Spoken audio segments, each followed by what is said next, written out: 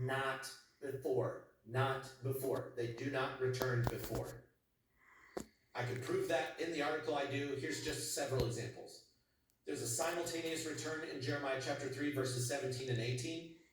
Really clearly, Jerusalem is called the throne of the Lord there because Jesus is reigning.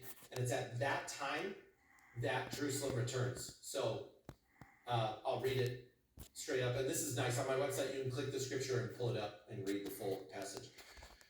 Jeremiah 3, 17 and 18. At that time, they will call Jerusalem the house of the throne of the Lord. The throne of the Lord. And all the nations will be gathered to it, to Jerusalem, for the name of the Lord, nor will they walk anymore after the stubbornness of their evil heart. In those days, the house of Judah will walk with the house of Israel, and they will come together from the land of the north to the land that I gave your fathers as an inheritance. So that's one of the easiest ones to see because it's only 2 verses long.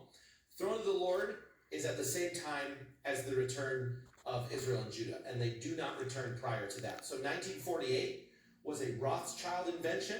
It was an Edomite invention. It was not a fulfillment of Israel and Judah returning because they don't return until Jesus returns, period. That theology needs to be understood by every single Christian. Then they won't get so tricked. 2, Rothschild, when translated into Hebrew, literally means shield of Edom. It means Magen Edom in Hebrew, and it means shield of Edom. These are the Edomites. Some of them know. I think the more powerful ones know. I think regular, everyday Ashkenazi don't know.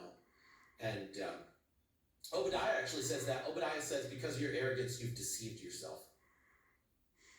I think they're like, yeah, we're the Jews. And it's like they've deceived themselves. Look at how arrogant they act, too. You ever heard rabbis, how they talk about Christianity and about Jesus? It's so satanically arrogant. It's wild.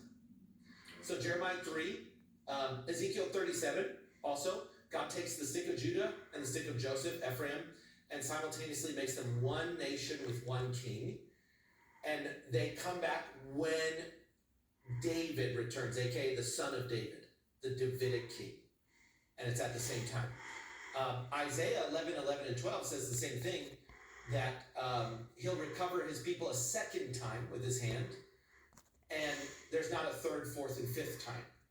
There's the recovered his people after Babylon, and the recovering his people at the second coming of the Messiah. Period. That's how this works. Possessing the remnant of Edom is Amos 9, 11 through 15. We saw that. And that also indicates this is during the return of Jesus, the raising up of the booth of David. And then the ascending Mount Zion passage that we read in Obadiah 1 and Zechariah 14. These also indicate that Israel returns at the time that the Messiah returns.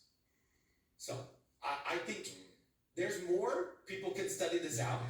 But I think that if you take the information you've heard in this podcast today, you have enough working knowledge to recognize, oh, we should not be supporting the modern state of Israel. And no, we should not. We should not, period. Man, I think it's abundantly clear.